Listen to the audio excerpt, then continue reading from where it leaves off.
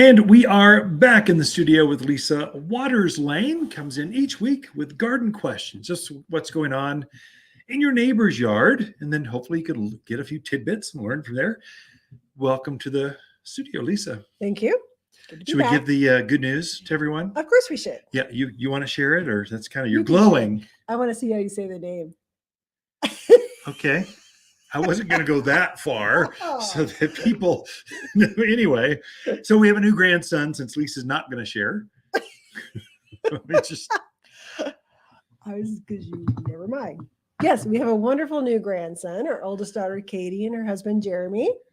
I have a little boy. They are in Austin, Texas.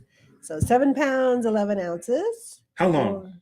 I didn't even ask. I think 21 inches. Think so? Yeah. You're making that up. No, I'm pretty sure. I know, I live in this family too. I know things. Okay. When was he born? Tuesday of last week.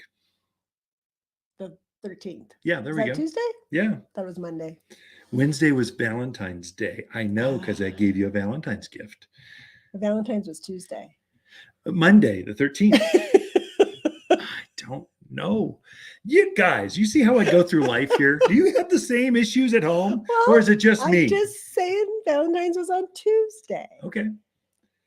So we're going to Austin, Texas to visit him this week. Yes. So very fun. Bottom line. Yes. His name is Benicio. Benicio. Very good. Benny or Nico? I haven't decided yet. Benny. Like that one? I don't know. I don't care. They're going to decide.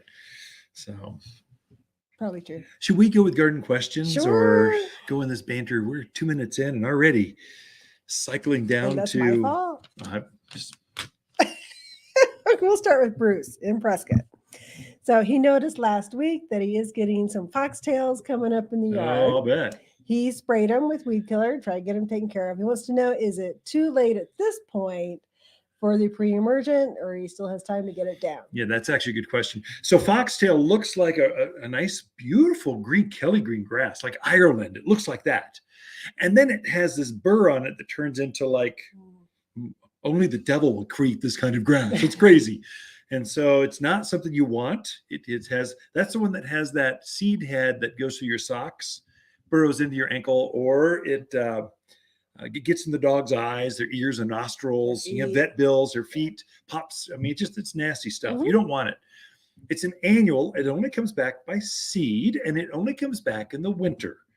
And so it'll have a long season. It'll love this kind of moisture that we've had. It'll love the storm coming through. It'll feed off of that and grow even worse. So yes, you should kill off what you have. You can hoe them up. They're fairly shallow rooted. You could spray them. We've got probably Decimate would take them out pretty well. But yes, you are not done. Seed are still coming. There'll be waves of seed. So your question specifically, can you put weed and grass stopper down now to prevent it from coming up any further? And so, yeah, get it on right now. If you have weeds showing up, dandelions, foxtail right now, that means you don't have weed and grass stopper down. You need it. You need it. So it's a no question, no brainer, because the goat head's coming right after the foxtail. Why are these all animal names? What is that? Goat head, foxtail, whorehound. What is that? I never noticed that till right now. Think about that. I will. Okay. So there you go. Yes, you're okay to put it down now. Even though it's snowing, whatever, get that. Weed and grass stoppers are granular. It releases it when it gets moisture. So if we have a storm like this, get out there in the snow and the rain, put it down, and as that moisture melts, it'll go down and give you a barrier, so seed cannot get established in your rock, down your driveway, down the fence line, wherever it happens to be showing up. Okay. Next question is from Sherry. She's out in Chino. She was pruning and cleaning up around her peach tree. She was cleaning around the base of the peach tree and noticed as she pulled leaf matter away that the bottom of the tree has a lot of orange sap coming out of it. Good. Okay. She wants to know what causes that, and is it something that should be treated? Yeah, it's highly dangerous, and it will kill your. They like pitted fruits, so peaches, obviously. That's a what's that called? Borer. Peach borer, peach tree borer. That's it. They can get into cherries and get apricots. Right. Plums, and they start at the base. So my guess is you had peach tree borer last fall. Mhm. They started lay their eggs real low to the ground, and so it's a worm that hatches, comes out, burrows into the trunk, and then starts eating the wood underneath the bark. Mhm. The only way you know that is you'll see sap, Mhm. and so it's early. It's not early because the ground is thawed. It's almost March. The sap is flowing right now. It just Mhm. means the trees are actively Waking up. producing. They're waking up. So I guess you're right on time. What to do? Is it dangerous? Yes, it's critically dangerous. You want to get on this right away, or it will kill that tree. What happens? The tree will actually flesh out. It blooms, might even set flowers, starts the leaf, and then that first hot day in June collapses, and in one day Mhm. just dies like that. You're going, well, what happened? What did I do? Well, it actually been eaten months before. This is the end. So you're catching it early. I would suggest to other folks that are tuned in, maybe check your pitted fruits as well, so that you don't see the same thing. But any kind of bubble, weeping, sapping, that is not normal. You do not want it.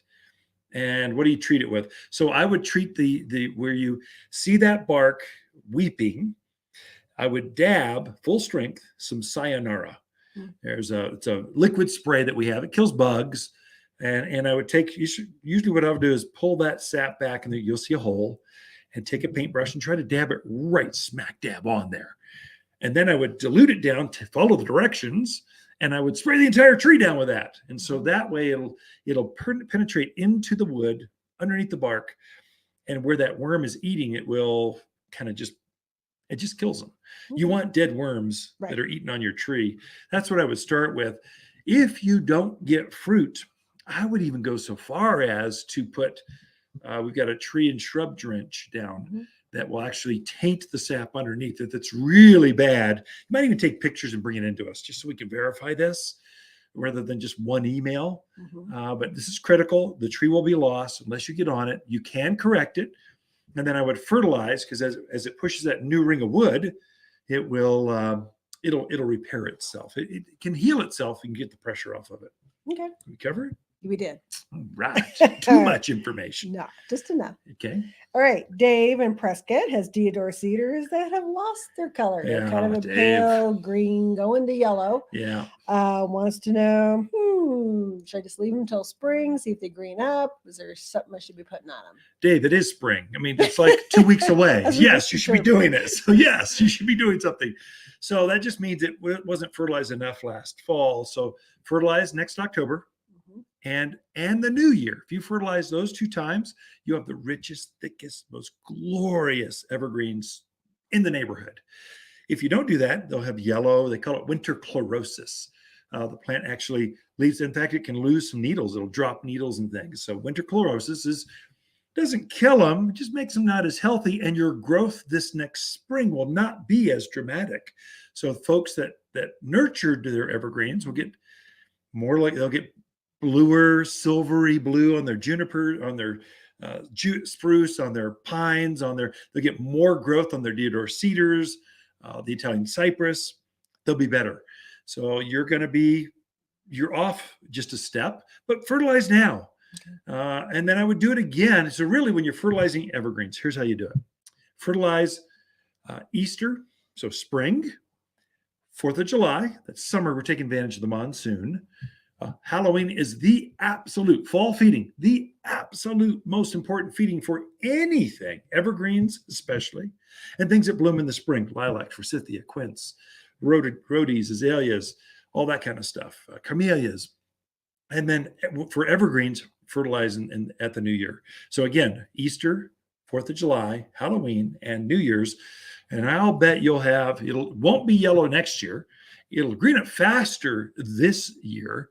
That'll just kind of be your go-to. That's how you fertilize things. So you're saying fertilize now. That'll be your Easter feeding. Yeah. Even though it's not Easter. Yeah, get you close. Yeah. Okay. Get you close. Ken and Lain, the Mountain Gardeners, will be right back right after this.